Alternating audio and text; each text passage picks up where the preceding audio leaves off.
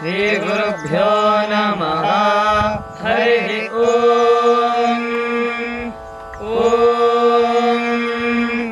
मेधा देवी जुषमाना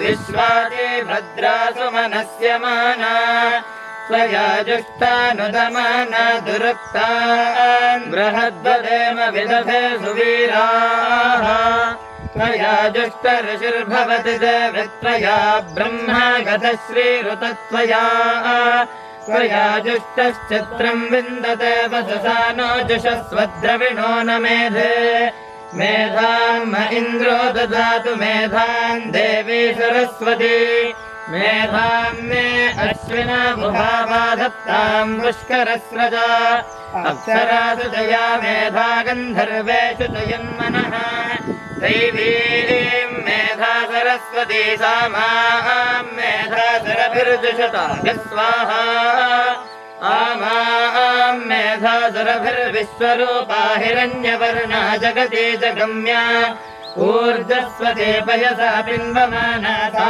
माम् मेधा सुप्रतीकाजुषन्ताम् मयि मेधाम् मयि प्रजाम् मय्यग्निस्तेजो दधातु मयि मेधाम् मयि प्रजाम् मयीन्द्र इन्द्रियम् दधातु मयि मेधाम् मयि प्रजाम् मयि सूर्योऽभ्राजो दधातु।